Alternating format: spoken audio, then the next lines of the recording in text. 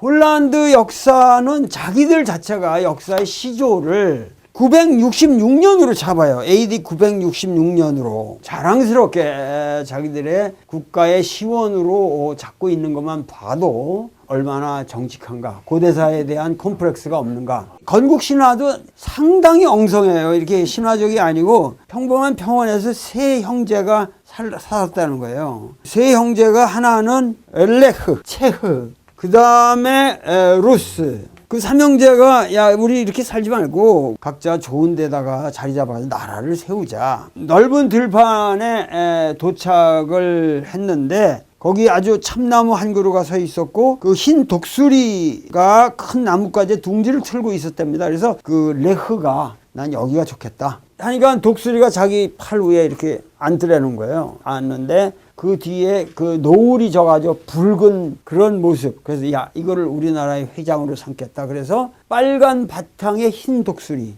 요게 지금 폴란드의 국가 엠블렘입니다. 거기서 이제 자기 나라를 세운 게 이게 폴란드가 된 거예요. 이거 이제 체코가 된 거고 이거는 러시아가 된 거죠. 러시아, 체코, 폴란드가 이게 소위 우리가 말하는 슬라브 민족.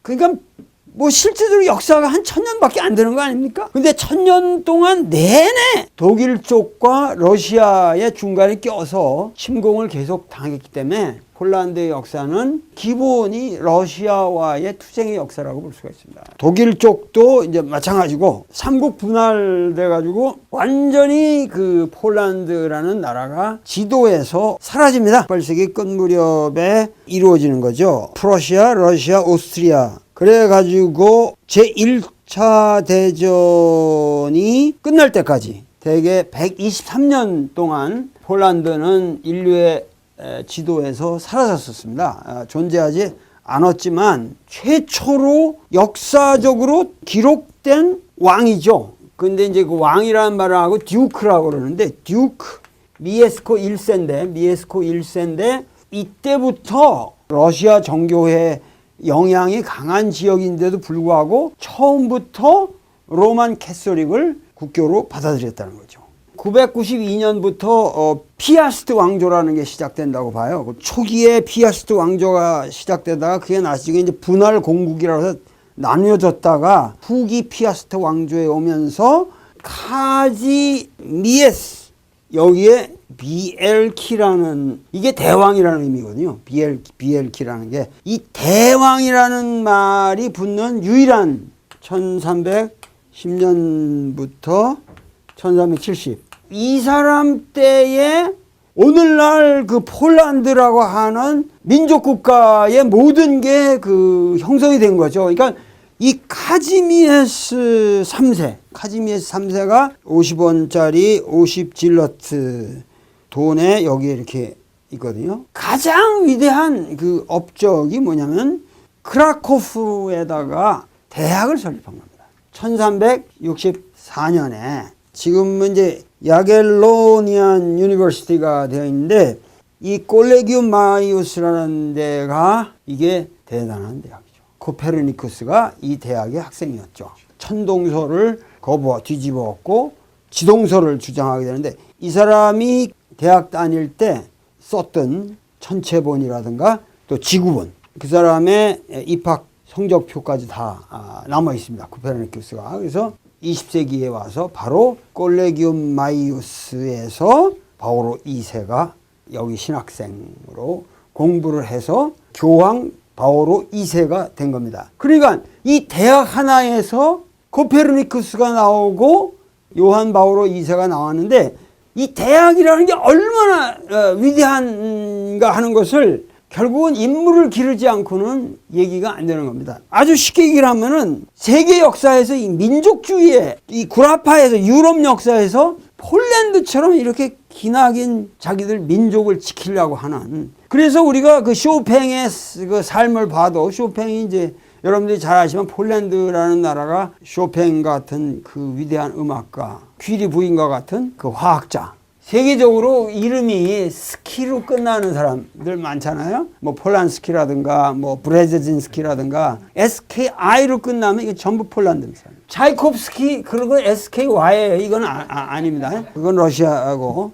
1차 대전, 2차 대전 상황이랑 그냥 러프하게 얘기하면 이제 소련이 이거를 먹었다가 히틀러가 야, 너 새끼 혼자 처먹냐. 그래서 히틀러가 이제 또 반을 먹었다가 독일이 패전하면서 러시아가 다 먹어버리는 거죠. 그러면서 그 폴란드의 영토는 그 옛날에 자기들이 꿈꾸던 비에스타 왕조의 광개토대왕 시절로 영토가 돌아간 거예요. 그러니까 그걸 폴란드 사람이 넓힌 게 아니라 근세오면서 러시아가 야, 이 새끼들 다 이거 먹을 때 주변까지 다 이렇게 경계선까지 독일 쪽으로 쭉 밀어가지고 이게 다 우리 거다.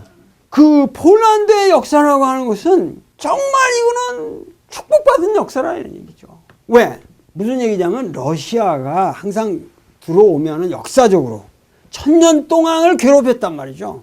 그리고 러시아뿐만 아니라 러시아에 근거하기는 타타르, 몽골 제국이 계속 또 침범을 해서 초토화시키고 독일 기사단들이 와서 초토화시키고 사방에 이 초토화되는 데서 항상 오면 뭐냐면 폴리시 언어를 탄압했거든요. 못 쓰게. 러시아는 러시아나이제이션, 러시아화 시키는 거죠. 말 없애고 뭐 습관 없애고 다 없애는데 천주교 성당들, 로만 캐서릭의 성당들이 제수이트도 있고 도미니칸, 베네딕튼, 프란시스칸 다 들어와 있는데 그 성당들이 오늘날도 유럽에서 그 성당으로서 가보면 완전히 살아있고 그 무슨 얘기냐면은 탄압을 해도 폴란드 말을 지킨 것이 성당이란 말이에요. 이 성당이라는 역사로도 폴란드의 민족주의와 결부가 되어 있는 겁니다. 폴란드의 그 역사와 문화와 언어와 종교와 습관과 이런 모든 리터지 그런 예식을 지킨 것이 이 성당이고 그 성당은 의뢰 뭐냐면 민중의 편에서 그러니까 폴란드의 캐톨릭은 완전히 민중의 종교라는 거예요. 민중의 종교는 민족의 종교였다.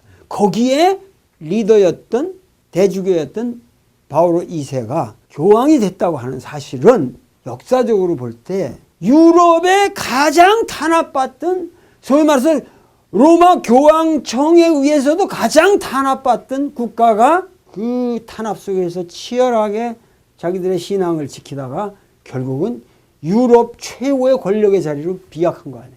그 기회를 나라도 활용 안 하겠어요? 야, 이 기회에 레이간하고 협상을 하던 고르바초프랑 뭘 밀약을 하던 바웬사를 지원해서 바웬사가 얘기한 건 우리가 원하지 않은 체제에 의해서 시달리고 있다. 우리는 이 체제를 바꿔야 된다. 그렇지 않으면 우리 문제는 해결이 안 된다. 그거거든요. 우리가 원하지 않은 체제인데 언제 우리가 이런 사회주의 체제를 원했냐. 우리는 자유노조를 원하고 우리는 자유선거를 원하고 우리는 자유롭게 살기를 원한다. 빵을 배급받는 게 아니라 우리가 벌어서 우리가 먹겠다. 그러한 상황에서 소위 말해서 그 삼위일체 어떻게 하면 세계 드라마가 그때 폴란드를 중심으로 교황이 나오고 바웬사가 노벨 평화상을 하면 바웬사 노동자가 나오고 노동자 리더가 나오고 바웬사가 말하는 게 리더가 없는 민중은 이거는 우왕좌왕하는 뭐 들소 때도 안 된다 이게.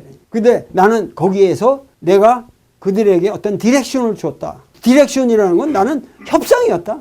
지도부란 정치 세력과 군사 세력들과 협상할 수 있는 기회가 없어. 나는 그 스파이 노릇되고 밀정됐고 다 했지만은 결국은 민중의 노동자의 편에 서서 철저하게 투쟁했고 그래서 감옥에 갇혔고 그러다가 된 거거든요. 그러니까 이런 과정을 볼 적에 역사의 소위 말해서 대전환이라고 하는 것은 그러한 모든 우연적인 함수가 어떤 필연을 향해서 컨버지가 돼야 한다는 거고 초점이 맞춰져야 한다는 거고 그 기맥힌 역사의 현장이 세계사에 초점이 맞은 곳이 20세기 말기에 바로 폴란드였다. 폴란드의 혁명이야말로 인류의 역사에서 가장 위대한 혁명이었다.